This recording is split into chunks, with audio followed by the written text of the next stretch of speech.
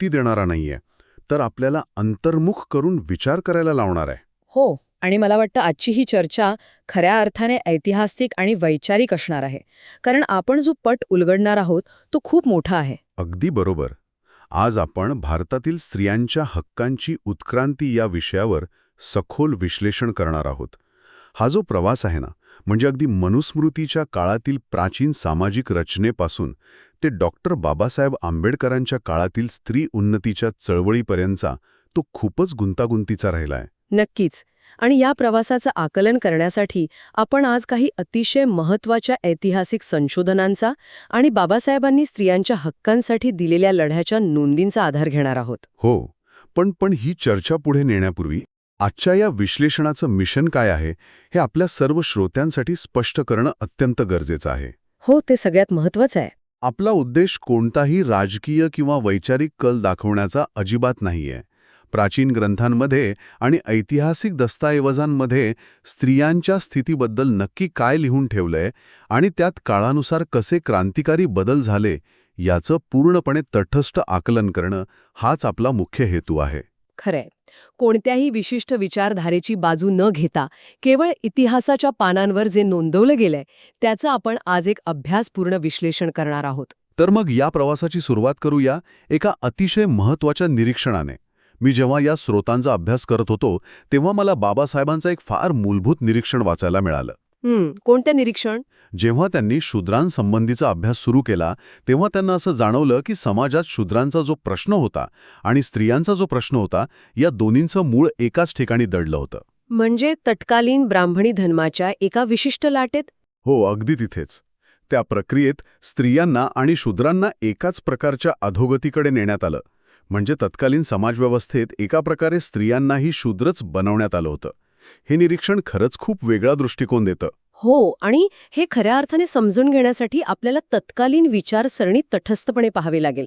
आपण जर मनुस्मृतीमधील काही विशिष्ट श्लोकांचे संदर्भ पाहिले तर त्यावेळची मानसिकता नेमकी काय होती हे खूप स्पष्ट होतं. म्हणजे आपण श्लोक 2.216 बद्दल बोलूया का? हो, आपण तिथूनच सुरुवात करू शकतो. या श्लोकात असं स्पष्ट म्हटलंय की पुरुषांना वश करणं हा स्त्रियांचा स्वभावच असतो आणि म्हणूनच शहाण्या पुरुषांनी स्त्रियांच्या संगतीत कधीही गाफील राहता कामा नये. बापरे, म्हणजे स्त्रियांना मुळातच एक धोकादायक घटक म्हणून पाहिलं गेलं होतं. अगदी. आणि याच्या पुढचा जो श्लोक 2.214 आहे तो तर यावर अधिकच प्रकाश टाकतो. त्यात लिहिलंय की स्त्रिया शहाण्या माणसालाही वासना आणि क्रोधाचा गुलाम बनवू शकतात. म्हणजे सांगायचं झालं तर समाजात जर पुरुषाकडून काही नैतिक चुका झाल्या तर त्याचं खापरही अत्यंत सोयीस्करपणे स्त्रियांच्याच माथी फोडण्याची एक व्यवस्था दिसते. हो, आणि ही व्यवस्था फक्त अनोळखी स्त्रियांपुरती मर्यादित नव्हती हे विशेष. तत्कालीन मानसिकतेने घरातल्या नात्यांवरही कसे निर्बंध लादले होते हे श्लोक 2.215 मधून समोर येतं. तो एकांतात न बसण्याचा नियम ना, हो तो खरोखरच अस्वस्थ करणार आहे. हो, या श्लोकात अत्यंत कठोर नियम आहे की पुरुषांनी स्वतःची आई, स्वतःची बहीण किंवा जन्मदाती मुलगी यांच्यासोबतही एकांतात बसू नये. स्वतःची आई आणि मुलगी यांच्यासोबतही एकांतात बसण्याची मनाई. हा विचार आज आपल्याला खूप टोकाचा वाटतो, पण त्या काळच्या विचारवंतांनी यामागे काय तर्क दिला होता? स्त्रोतांमध्ये असा तर्क दिला गेलाय की माणसाची वैषयिक इंद्रिय फार प्रबळ असतात. ती इतकी जहरी असतात की शहाण्या आणि संयमी पुरुषालाही ती आपल्या हुकमतीत ठेवतात. त्यामुळे कोणत्याही स्त्रीच्या सान्निध्यात जाणं हे पुरुषाच्या नैतिकतेसाठी धोकादायक मानलं गेलं. म्हणजे पुन्हा एकदा स्त्रीच्या अस्तित्वालाच पापाचं मूळ मानलं गेलं. आणि मी आणखी एक संदर्भ वाचलाय, श्लोक 9.14चा. हो, त्यात तर चित्रण अधिकच नकारात्मक आहे. त्यात असं म्हटलंय की स्त्रिया सौंदर्याची किंवा वयाची अजिबात पर्वा करत नाहीत. समोरचा फक्त एक पुरुष आहे एवढंच त्यांच्यासाठी पुरेसं असतं. म्हणजे या सर्व श्लोकांमधून स्त्रिया विश्वासघातकी असतात, त्या अशुद्ध वासना आणि दुष्टत्वाने भरलेल्या असतात असा आरोप लादून त्यांना कायम पुरुषांच्या गुलामगिरीत रात्रंदिवस ठेवलं पाहिजे असं तत्कालीन दस्तऐवजांमधून स्पष्ट होतं. आणि ह्या सगळ्याचा त्यांच्या स्वातंत्र्यावर किती भयानक परिणाम झाला असेल याची आपण फक्त कल्पनाच करू शकतो. खरं तर मनूने असा स्पष्ट पुरस्कार केला होता की स्त्रियांना त्यांच्या आयुष्यात कधीच स्वातंत्र्य देता कामा नाही. बालपणी पित्याच्या, तरुणपणी पतीच्या आणि म्हातारपणी पुत्राच्या नियंत्रणाखालीच त्यांनी राहिलं पाहिजे. पण ह्या दडपशाहीचा सगळ्यात मोठा फटका कोणाला बसला असेल तर तो विधवा स्त्रियांना. जेव्हा आपण विधवांच्या स्थितीचा अभ्यास करतो तेव्हा हे निर्बंध किती अमानवीय होते याची जाणीव होते. हो, पतीने प्राण सोडल्यानंतर विधवेने दुसऱ्या पुरुषाचं नावही उच्चारता कामा नये असा अत्यंत कठोर नियम होता. तिचं जगणं आणि मरणं हे सारखंच मानलं गेलं होतं, ज्यामुळे खऱ्या अर्थाने स्त्रियांचं अर्ध्याहून अधिक व्यक्तित्वच नष्ट झालं. आणि सगळ्यात मोठी शोकांतिका म्हणजे ह्या धर्मशास्त्राविरुद्ध त्यांच्याकडे कोणताही उपाय नव्हता. अगदी बरोबर. पण जेव्हा आपण या इतिहासाचा अभ्यास करतो तेव्हा एक मोठी आहा मोमेंट येते. एक मोठा प्रश्न उभा राहतो की सतीप्रथा, बालविवाह आणि विधवा विवाह बंदी या प्रथा अचानक का अस्तित्वात आल्या? फक्त पुरुषी वर्चस्वासाठी? नाही. आणि इथेच डॉक्टर आंबेडकरांचं संशोधन खूप क्रांतिकारी ठरतं. त्यांनी स्पष्ट केलंय की या प्रथांमागील मुख्य हेतू फक्त पुरुषी वर्चस्व नव्हता, तर जाती संस्था टिकवणे हा होता. जातीसंस्था आणि स्त्री अत्याचार यांचा संबंध हे विश्लेषण समजून घेणं खूपच रंजक आहे. कारण वरवर पाहता याचा जातीशी काय संबंध असा प्रश्न स्वाभाविकच पडतो. यामागील तर्क असा आहे की जाती संस्था बंदिस्त ठेवण्यासाठी विवाह हे स्वतःच्याच जातीत होणं अत्यंत गरजेचं होतं आणि हे सुनिश्चित करण्यासाठी स्त्रियांच्या लैंगिकतेवर समाजाचं नियंत्रण असणं आवश्यक होतं. म्हणजे समजा एखादा पुरुष मरण पावला तर त्याची विधवा पत्नी ही त्या जातीसाठी एक उर्वरित म्हणजे सरप्लस स्त्री बनते. हो, आणि तिने दुसऱ्या जातीतील पुरुषाशी विवाह केल्यास जातीची शुद्धता धोक्यात येते.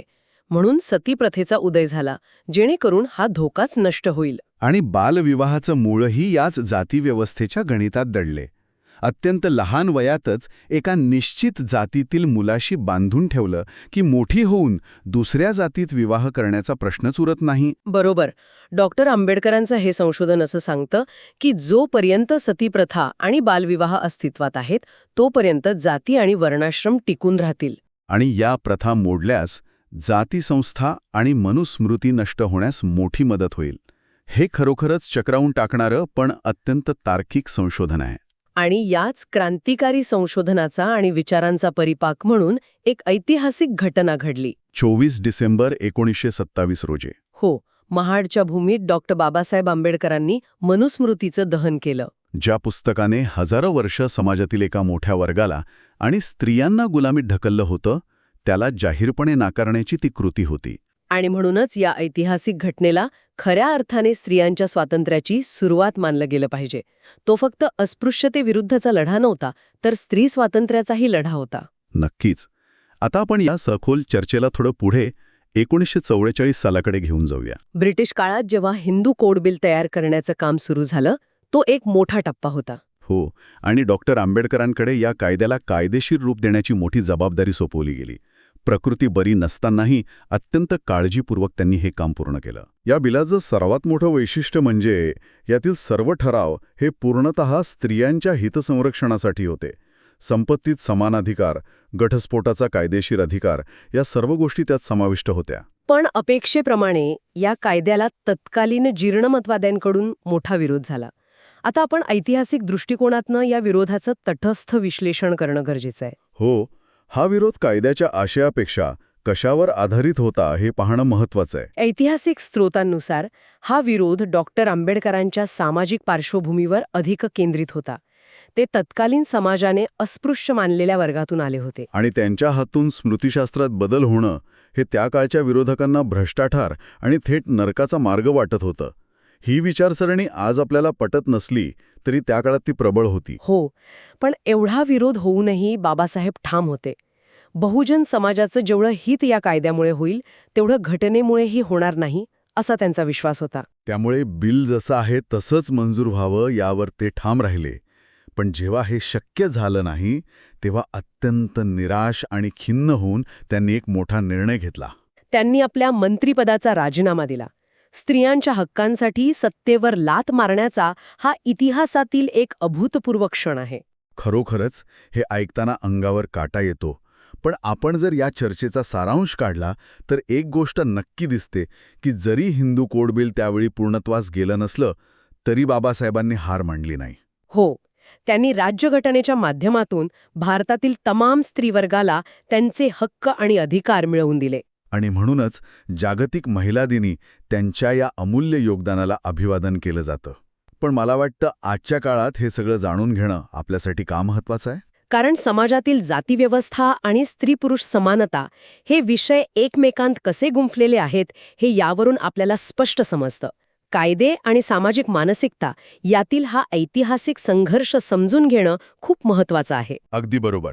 आणि याच प्रगल्भ विचारासोबत या सखोल चर्चेच्या शेवटी आपण आपल्या श्रोत्यांसाठी एक विचार करायला लावणारा प्रश्न सोडून जाऊया. नक्कीच, तो प्रश्न आजच्या काळाशीही जोडलेला आहे. हो, आपण पाहिलं की हिंदू कोड बिलाला झालेला विरोध हा मुख्यतः त्यातील नियमांपेक्षा ते कायदे कोणी बनवले यावर म्हणजे बाबासाहेबांच्या पार्श्वभूमीवर आधारित होता. यावरून आपण विचार करू शकतो की आजच्या आधुनिक जगातही एखादा पुरोगामी आणि चांगला विचार आपण स्वीकारणार की नाही हे त्या विचारापेक्षा तो विचार मांडणाऱ्या व्यक्तीच्या सामाजिक ओळखीवर किती अवलंबून असतं. हां, खरोखरच खूप सखोल विचार करायला लावणारा प्रश्न आहे. आपण यावर नक्की विचार करायला हवा. आजच्या या द डीप डाईव्हच्या सखोल चर्चेत सहभागी झाल्याबद्दल खूप खूप धन्यवाद. पुढच्या सखोल विश्लेषणात अशाच एका रंजक विषयासह आपण पुन्हा भेटूया. तोपर्यंत वेगळा विचार करत रहा. नमस्कार.